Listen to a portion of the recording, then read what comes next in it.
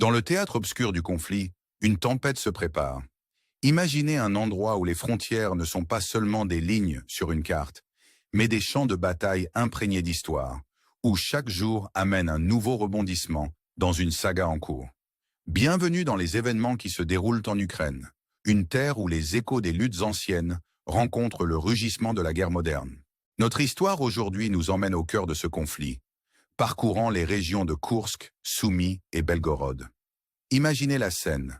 Les troupes russes sont en mouvement, traversant les frontières avec la précision d'une danse bien répétée. Dans la région de Soumy, elles ont franchi un nouveau point de frontière, atteignant une nouvelle localité, un geste qui signifie la marche implacable de l'offensive russe dans la région. C'est un jeu de stratégie, où chaque mouvement est calculé, chaque pas un témoignage des enjeux élevés impliqués. Dirigeons maintenant notre attention vers la région de Koursk, où les troupes ukrainiennes se retrouvent encerclées dans les dernières parties d'Olessia et la ville nouvellement libérée de Gogoleva. La tension est palpable, avec l'air chargé d'anticipation et le poids de ce qui pourrait venir ensuite. Sur le front nord-est, dans le Donbass et au-delà, la situation est tout aussi dynamique.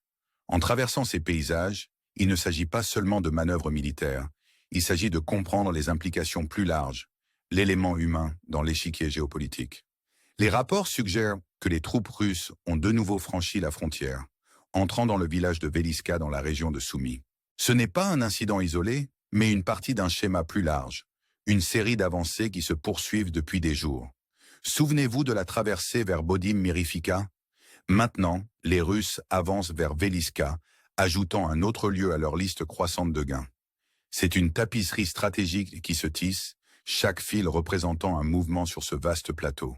Alors que le temps passe, les négociations restent hypothétiques, un rêve lointain peut-être, avec la Russie avançant régulièrement. Le contrôle de certaines parties de Soumy modifie l'équilibre, l'attention semblant maintenant se porter sur la ville elle-même. Pendant ce temps, à Koursk, la région de Gogoleva voit un autre mouvement fondamental, les troupes russes commençant une attaque sur Olessia.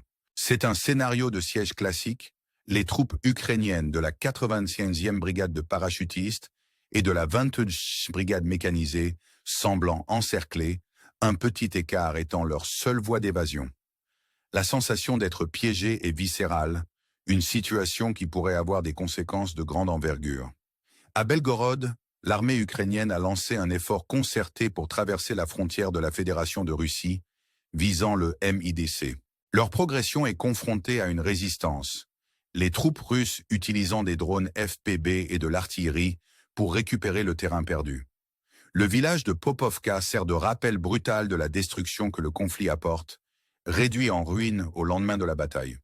Pourtant, malgré ces revers, les forces ukrainiennes persistent, se retirant dans les zones boisées, mais restant une épine dans le flanc russe. Alors que le drame se déroule, les troupes russes continuent d'avancer ailleurs, capturant Myrne dans la partie nord du Donbass, un mouvement crucial dans leurs aspirations à capturer des villes clés comme Limam. La poussée implacable vers le nord les voit nettoyer les forces ukrainiennes des zones stratégiques, chaque avancée un pas de plus vers leurs objectifs ultimes. C'est une campagne marquée par la détermination, un témoignage du jeu complexe des forces en action. Dans le sud, près de New York, les troupes russes ont ouvert un chemin dans la zone nord de Penteleonova. Après avoir capturé Alexandropil, elles activent un axe dormant, poussant plus loin dans le territoire ennemi. Le but? La grande ville de Constantine, un prix qui signifie plus qu'un simple gain stratégique. C'est un récit de résurgence, de territoires autrefois sécurisés, maintenant sous contrôle russe.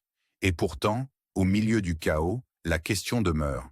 Quel avenir se profile? La rencontre en Arabie Saoudite entre les délégations de Russie et des États-Unis offre un aperçu de résolution diplomatique potentielle, axée sur l'initiative de la mer Noire. Mais ces discussions donneront-elles des résultats tangibles, ou sont-elles de simples notes de bas de page dans un conflit plus large et sans fin? Alors que l'histoire se déroule, nous restons avec un sentiment d'inquiétude, réalisant que les enjeux sont plus élevés que jamais et que le chemin vers la paix reste semé d'incertitudes. Alors, chers spectateurs, que pensez-vous qu'il adviendra dans ce récit de pouvoir, de résistance et de survie? Rejoignez la conversation, abonnez-vous pour plus de mises à jour et démêlons ensemble cette tapisserie complexe. Les événements qui se déroulent dans les zones de conflit en Ukraine ne concernent pas seulement les gains territoriaux, mais aussi les manœuvres stratégiques qui les sous-tendent. Alors que les troupes russes continuent à leur avancée, la situation devient de plus en plus complexe, chaque mouvement ayant des implications significatives pour les deux parties.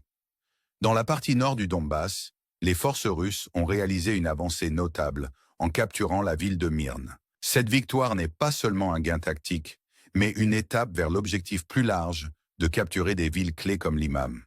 La capture de Myrne suit une série de mouvements calculés, y compris la prise de Yolka et de Terny, chaque victoire ouvrant la voie à de nouvelles avancées.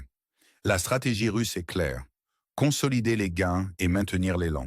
L'attention se tourne maintenant vers le nord de Yanil, où les troupes russes sont engagées dans des opérations pour débarrasser les zones boisées des forces ukrainiennes.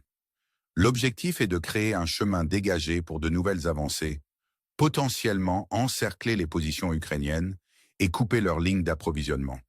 La situation est fluide, chaque camp ajustant ses tactiques en réponse au mouvement de l'autre. C'est un jeu à enjeu élevé, où les conséquences de chaque décision peuvent être profondes. Dans les régions du Sud, l'accent est mis sur l'activation de fronts dormants, comme on l'a vu dans les récentes avancées près de New York.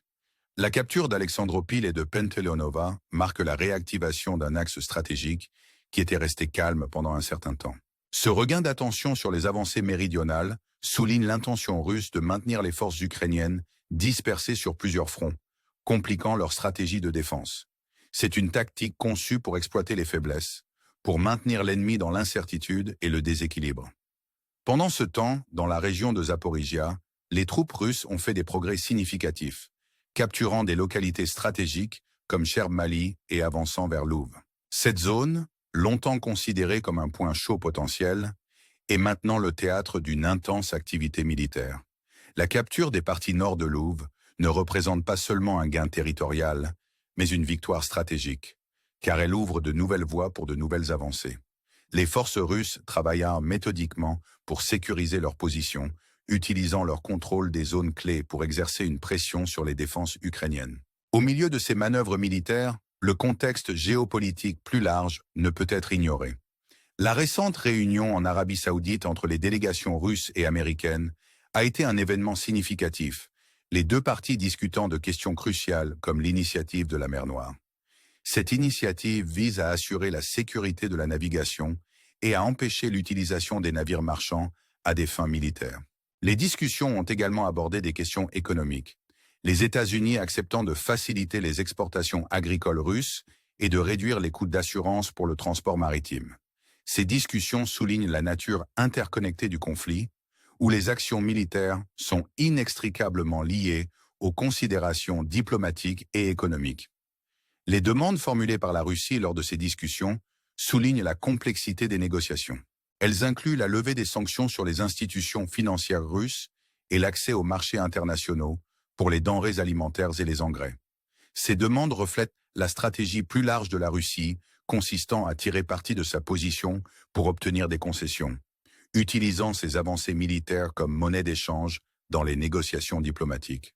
C'est un équilibre délicat, où les résultats de ces discussions pourraient avoir des implications de grande envergure pour la trajectoire du conflit. Alors que nous naviguons à travers ces développements, l'élément humain reste au premier plan. Le conflit ne concerne pas seulement les victoires militaires ou les négociations diplomatiques. Il concerne les personnes prises entre deux feux, les vies perturbées par la marche implacable de la guerre. L'histoire de l'Ukraine est celle de la résilience, d'une nation aux prises avec des défis immenses, mais déterminée à persévérer.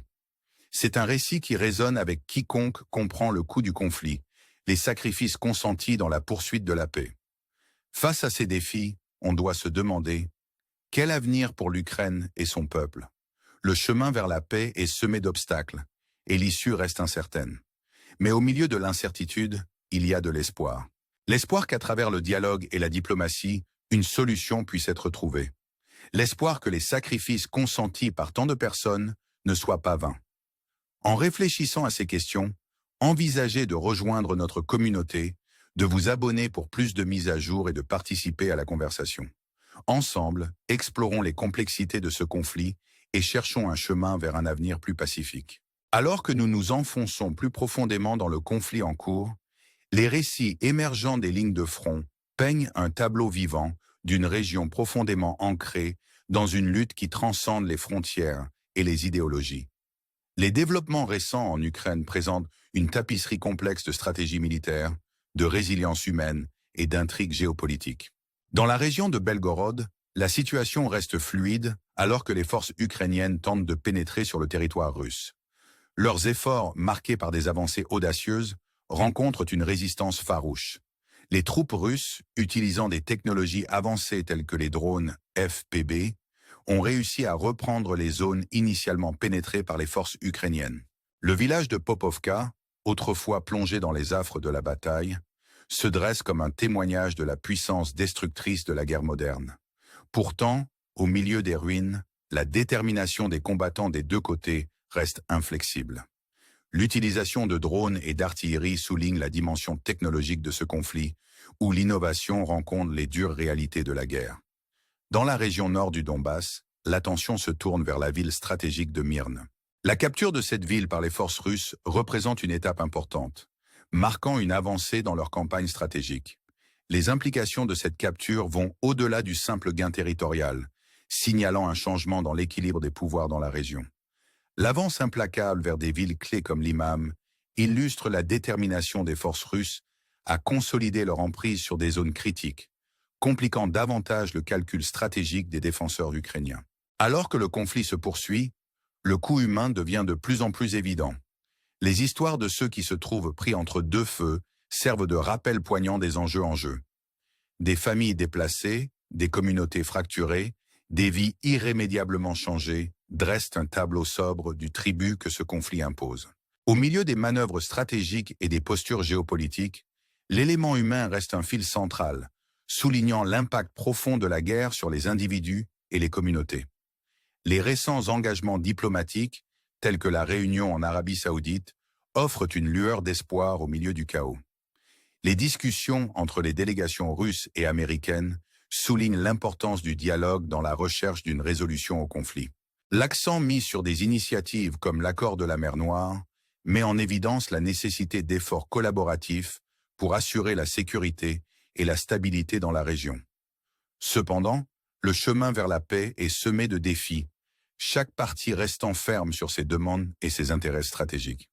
Le paysage géopolitique plus large ajoute une autre couche de complexité à la situation. Le conflit en Ukraine n'est pas un événement isolé, mais fait partie d'un récit plus large, impliquant les puissances mondiales et les dynamiques régionales. L'interaction entre les actions militaires et les négociations diplomatiques reflète la nature multifacette des conflits modernes, où le pouvoir, l'influence et la stratégie convergent. L'issue de ces engagements pourrait avoir des implications de grande envergure, non seulement pour l'Ukraine, mais pour la communauté internationale au sens large. En considérant les événements en cours, on ne peut s'empêcher de réfléchir à la trajectoire future de ce conflit. Les négociations donneront-elles des résultats tangibles, ouvrant la voie à une paix durable? Ou le cycle de la violence continuera-t-il, chaque partie s'enterrant dans ses positions? Ces questions subsistent, invitant à la réflexion et au dialogue.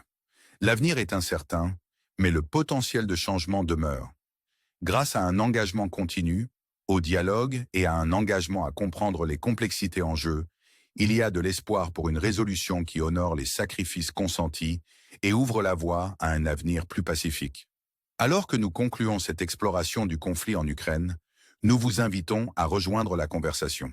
Abonnez-vous pour plus de mises à jour, partagez vos pensées dans les commentaires et devenez membre d'une communauté dédiée à comprendre et à relever les défis de notre temps. Ensemble, cherchons des solutions qui privilégient la paix, la stabilité et le bien-être de tous ceux affectés par ce conflit. Votre engagement compte et votre voix peut contribuer à façonner un récit qui valorise le dialogue plutôt que la division, la collaboration plutôt que le conflit. Merci de faire partie de ce voyage et nous avons hâte d'explorer ces questions cruciales avec vous à l'avenir.